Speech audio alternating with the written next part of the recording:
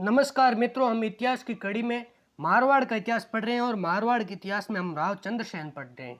आज हम इस क्लास में राव चंद्रसेन के शासनकाल में हुई अकबर के नागौर दरबार के बारे में पढ़ने वाले हैं। तो अगर आप वीडियो पे नए हैं तो प्लीज़ चैनल को सब्सक्राइब करें, लाइक करें और वीडियो को फटाफट बिना कहीं शेयर कर दें। तो चलिए शुरू करते हैं।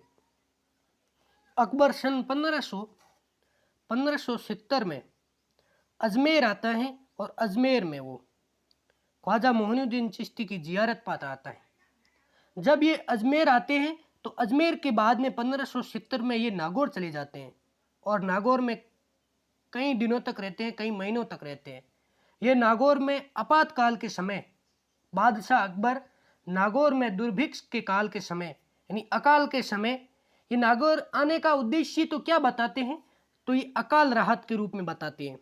लेकिन इनका मूल उद्देश्य क्या था कि सभी राजाओं के जो राजपूत राजा हैं उनकी राजनीतिक स्थिति को जानना और उन सभी को अपने अधीन में करना, ये इनका मूल उद्देश्य था। और इस उद्देश्य ये कहाँ पर आते हैं? नागौर में आते हैं, इस उद्देश्य के साथ आते हैं।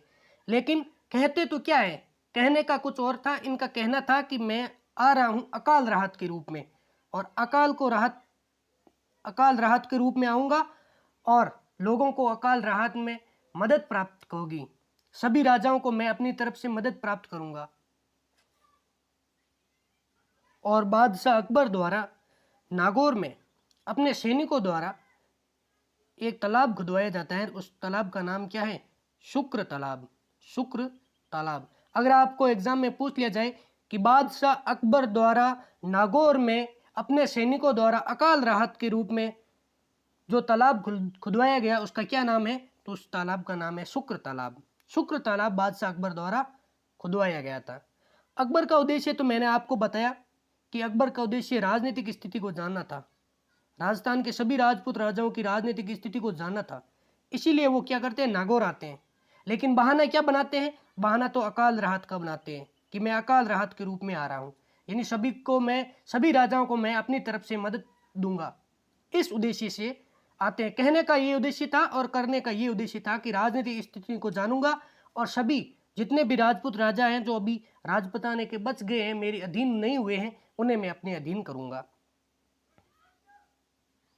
और अकबर 1570 में नागौर में एक दरबार आयोजित करता है और कहता है कि मैं अकाल में राहत प्रदान करूंगा।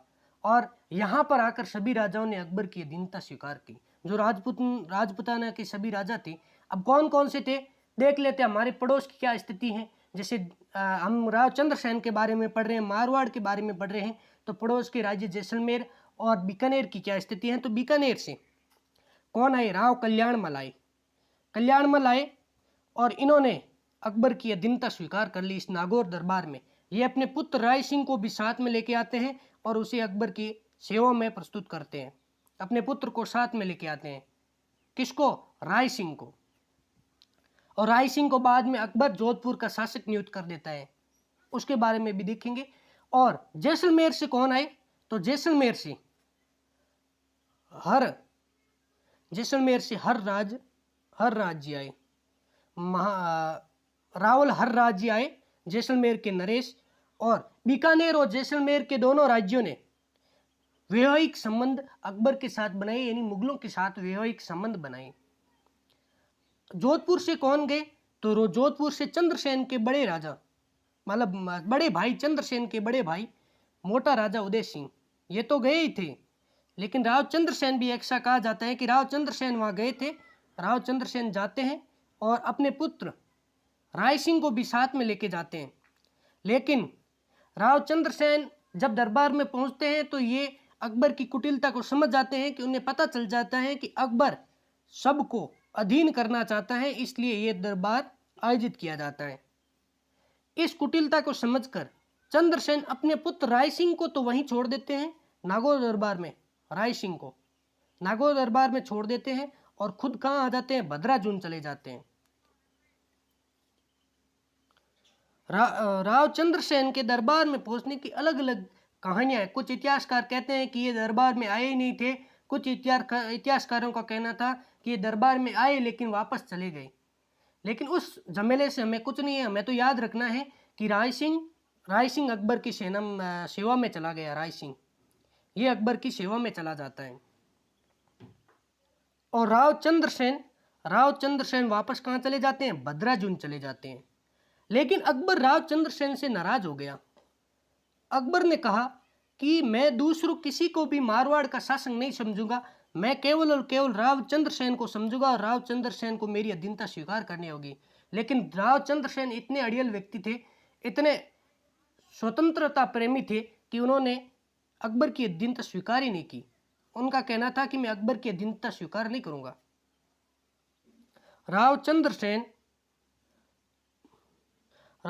सेन मारवाड़ के अंतिम शासक थे जिन्होंने अपनी स्वतंत्रता के लिए मुगलों से लड़ाई करी या अपनी स्वतंत्रता को कायम रखने की कोशिश की।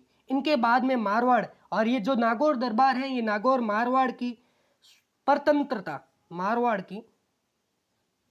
की परतंत्रता की महत्वपूर्ण कड़ी रहा है।